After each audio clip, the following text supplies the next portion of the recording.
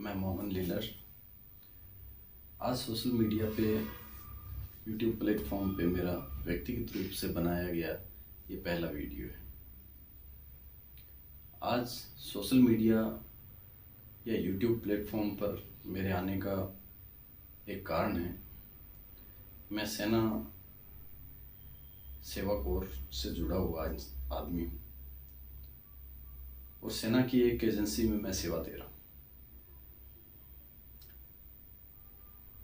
तो इस दौरान, सेवा के दौरान या मेरे व्यक्तिगत जीवन में हर जाति, हर समाज, हर मजहब के लोगों के साथ मेरे ताल्लुकात हैं। और आजकल कुछ विदेशी ताकतें जो कि बहुत हावी हो रही है, विदेशी ताकतें ये जानती है कि यह नया भारत है, सशक्त भारत है, इसको हम डायरेक्ट लड़ाई से नहीं हरा सकते। किसी भी देश को हराने के लिए, किसी भी देश को तोड़ने के लिए सबसे पहले उस देश को वैचारिक रूप से खोखला किया जाता है। और वैचारिक रूप से खोखला करने की शुरुआत जो है हो चुकी है। इंस्टाग्राम, फेसबुक, यूट्यूब, ट्विटर, सबसे पहले जो इतिहास है उसको तोड़ मरोड़ कर पेश किया जा रहा है। अब वो कौन लोग हैं हमें नहीं पता। ये सोशल मीडिया के दुरुपयोग या इससे हमारे देश को क्या नुकसान पहुंच रहा है, हमारी युवा पीढ़ी जो है किस ओर अग्रसर हो रही है, कंटेंट के नाम पे क्या परोसा जा रहा है, इन्हीं चीज़ों पे आज थोड़ा जिक्र करेंगे। आज का मेरा बात करने का जो टॉपिक है वो है कि जाति आधारित समाज है हमारा। भारत विभिन्न जातियों में बंटा हुआ है, विभिन्न धर्म, विभिन्न संप्रदाय के लोग यहाँ रहते हैं और आज़ादी से पहले भी, आज़ादी के बाद भी बहुत प्रेम प्यार से रहते थे। लेकिन जब सरकारें बदलती हैं तो विचार बदलते हैं, सरकारों के विचार बदलते हैं तो देश को एक नई ऊर्जा मिलती है। उस ऊर्जा से जो हमारे पड़ोसी हैं या हमारे दुश्मन देश हैं वो आतंकित हो जाते हैं, डर जाते हैं कि नई ऊर्जा नई ऊंचाइयों को छुएगी। तो वो हमारे महापुरुषों को टारगेट करते हैं, हमारे विभिन्न जाति समाज के नामों से सोशल मीडिया अकाउंट चलाते हैं और भ्रांतियां फैलाते हैं। आज एक ऐसी ही शख्सियत के बारे में मैं आपसे बात करना चाहता हूं और वो शख्सियत है जिसे देश का बच्चा बच्चा जानता है। संविधान निर्माता बाबा साहेब बोधिसत्व डॉक्टर भीमराव अंबेडकर। ये एक ऐसा नाम है कि जिसकी कोई परिभाषा नहीं है। ये बहुत विस्तारित रूप से यदि इसको समझा जाए तो ये एक ऐसे व्यक्तित्व हुए जिन्होंने पूरे भारत को अपने शब्दों में पिरोया। ये ज्ञान के दीपक थे। लेकिन विडंबना ये रही कि ये एक ऐसे समाज में पैदा हुए कि जिस समाज में कुछ मौकाप्रस्त लोगों ने उस समाज को हाशिए पर रखा। और आज भी राजस्थान में या भारत के दूसरे स्टेट्स में जब कोई कमेंट्स डालते हैं या इस महापुरुष से जुड़ी हुई कोई न्यूज़ डालते हैं या इस महापुरुष से जुड़ी हुई कोई फोटो तक शेयर करते हैं तो उस पर इतने भद्दे कमेंट्स आते हैं जिसमें सबसे ज़्यादा जो राजपूत कम्युनिटी है उसके नाम से मैं तो ये कहूँगा कि फेक अकाउंट बनाए गए। वो फेक अकाउंट समाज को तोड़ने के लिए, समाज में किसी SC ST या OBC को समाज नहीं मानता। समाज एक गांव में रहने वाला हर व्यक्ति सामाजिक है। वो गांव एक समाज है और उससे हमारा पूरा भारत बना है।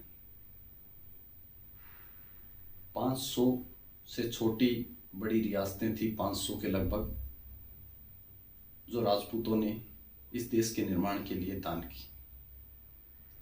बहुत बड़ा योगदान है इस देश के निर्माण में राजपूत समाज का। जो मोती राजपूत समाज ने इस देश को सौंपे, उस मोतियों को एक माला में पिरोने का काम किया डॉक्टर भीमराव अंबेडकर ने, लिखित रूप से। देश को बनाने का जो श्रेय है वो किसी एक आदमी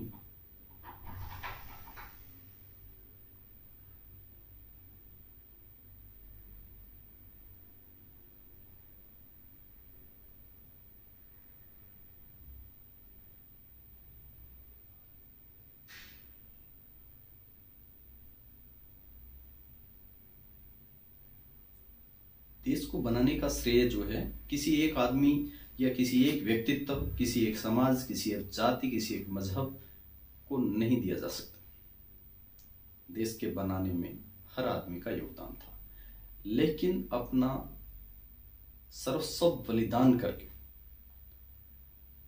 जिन लोगों ने, जिस राजपूत समाज ने इस भारत भूमि को अपने खून से सींचा, आज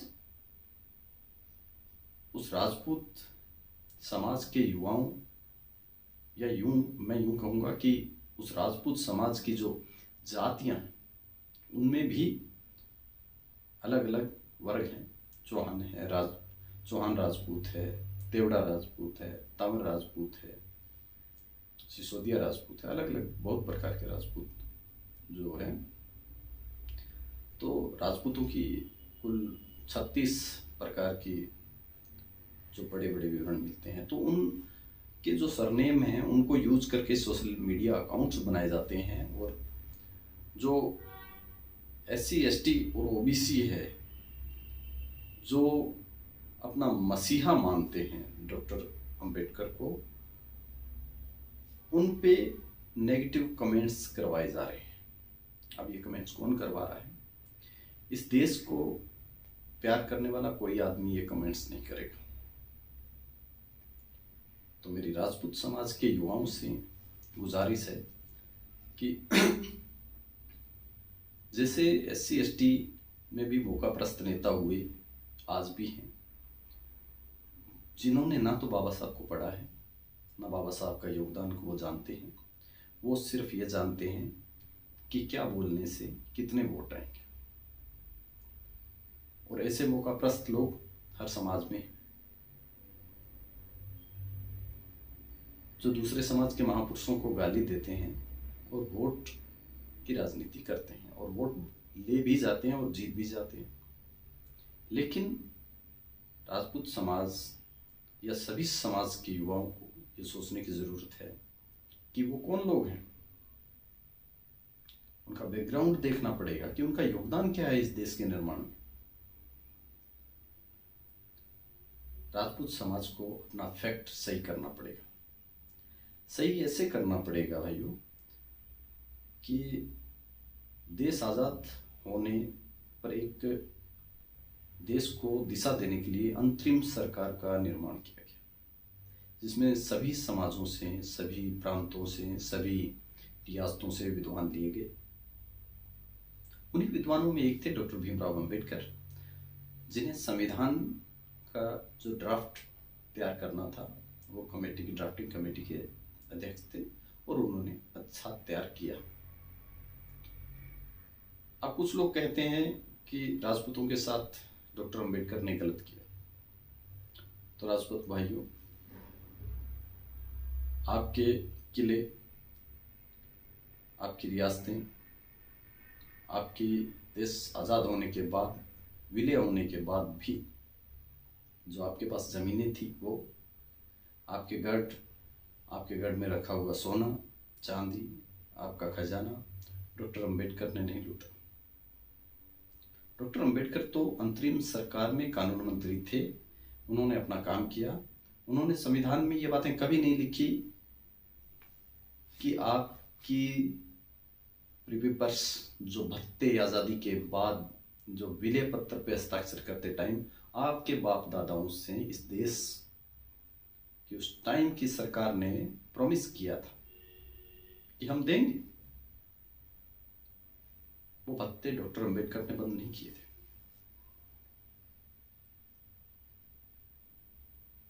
जो आपकी जमीनें थी वो डॉक्टर अंबेडकर ने नहीं छीनी। और आपको बता देते हैं, मैं बताना चाहता हूं कि ये जो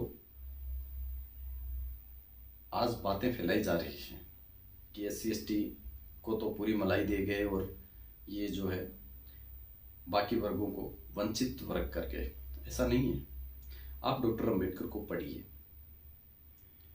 बिना पढ़े आप फैक्ट्स बिना जाने social media, Facebook, WhatsApp, university से जो चीज़ें आ रही हैं उन पे गौर करके इस समाज को कमज़ोर मत करिए।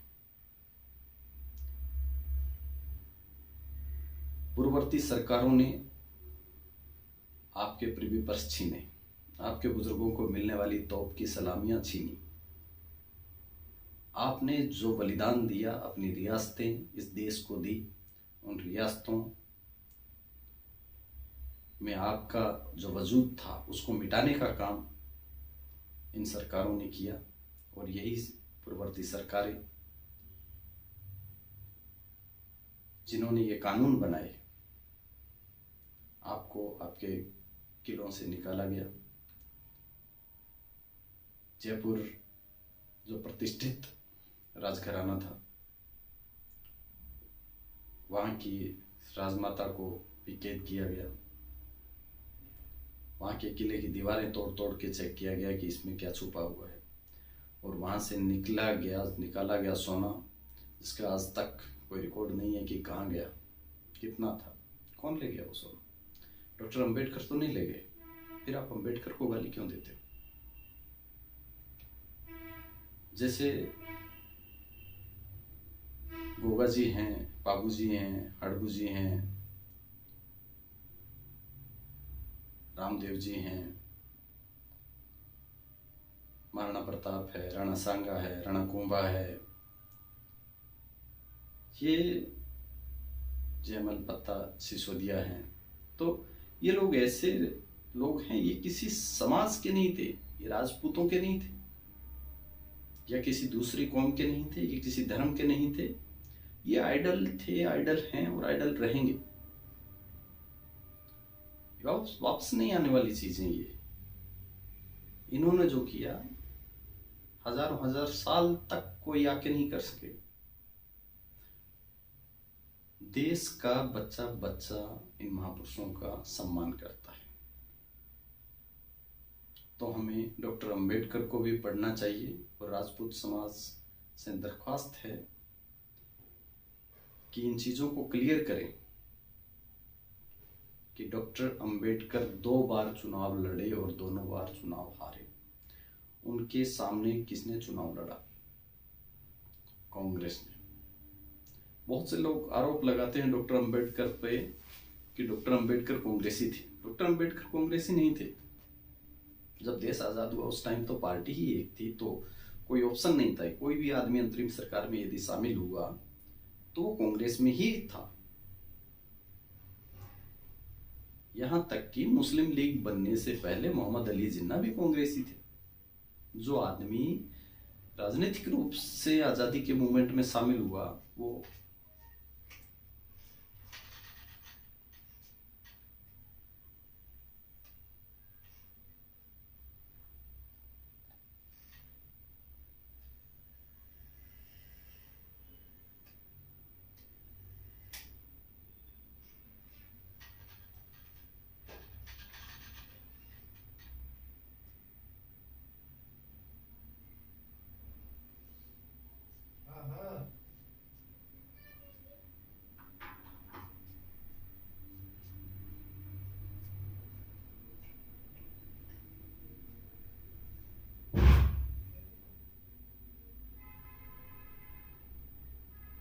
वो प्रत्येक आदमी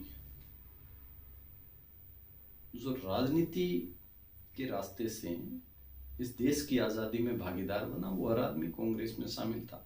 यहाँ तक कि नेताजी सुभाष चंद्र बोस भी कांग्रेसी थे, कांग्रेस के अध्यक्ष रह चुके थे।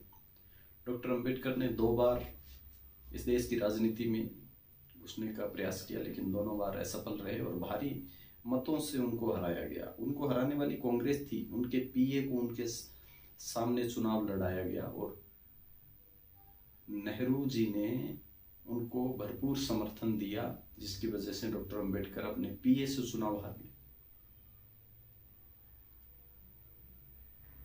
तो मैं अपने चैनल के माध्यम से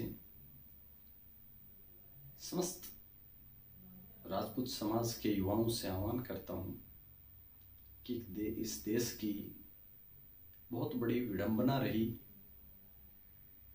कि आपके बलिदानों को सिर्फ महाराणा प्रताप के इर्द गिर्द घुमा दिया गया। आपके बलिदानों को फिल्मों में ऐसे दिखाया गया कि आपके बाप दादाओं से ज्यादा क्रूर कोई नहीं था। आपके बलिदानों को इस देश ने 2-4 महापुरुषों के इर्द गिर्द घुमाया। बाकी ठाकुर का कुआं जैसी कविताओं से ये बताने का प्रयास किया कि राजपूत क्रूर होते। राजपूतों ने इस देश के आन बान शान के लिए जोहर व्रत तक का पालन किया, केसरिया किया। आज उस समाज के युवा इतने वैचारिक रूप से खुद को नहीं गिरा सकते हैं कि वो किसी दूसरे समाज या दूसरे मजहब के महापुरुष पर भद्दे कमेंट्स करें। आप सदैव सक्षम थे, आप वैचारिक रूप से भी सक्षम थे। राणा कुंभा, राणा सांगा जैसे विद्वान आपके समाज में हुए, और मैं तो ये मानता हूं कि वो सारे विद्वान किसी एक समाज के तो थे ही नहीं। यदि वो एक समाज के होते तो मेवाड़ के झंडे में एक भील आदिवासी का चित्र कभी अंकित नहीं करते। यदि राठौड़ सिर्फ राजपूत होते या सिर्फ राजपूतों के बारे में सोचने वाले होते तो उन राठौड़ों के लिए जोधपुर के किले में राजा राम मेघवाल कभी अपना बलिदान नहीं देते। जोधपुर का किला जब बना तो परम आदरणीय प्रातवंदनीय राजा राम मेघवाल ने अपना बलिदान दिया और सहर्ष दिया, कोई किंतु परंतु नहीं बोला। उस टाइम बोला गया था कि आपने बहुत देर कर दी दादू साहब हमें बुलाने के लिए, आपने अग्रिम पंक्ति में हमें रखना चाहिए था, हम इस बलिदान को देने के लिए तैयार हैं। आज भी जोधपुर के किले के गेट से थोड़ा अंदर जाएंगे तो उनका स्मारक आपको मिलेगा। तो महापुरुष होते हैं, वो किसी जाति समाज या मजहब के नहीं होते। उन सबका हमें सम्मान करना चाहिए और उनके बारे में पढ़ना चाहिए। यदि कोई गलत कमेंट्स आ रहे हैं तो उसका विरोध करना चाहिए, भले वो किसी भी समाज के महापुरुष के बारे में हो। हमें इस बात पे जाना ही नहीं है कि पृथ्वीराज चौहान गुर्जर थे, राजपूत थे, कौन थे। पृथ्वीराज चौहान अपने आप में एक शख्सियत थे जिनके बराबरी कोई नहीं कर सकता, ना किसी को प्रयास करना चाहिए। हाँ, उनके जैसे बनने का प्रयास कीजिए, जिन्होंने बात के लिए बलिदान दिया, एक बात के पीछे अपना राज का सब नशावर कर दिया।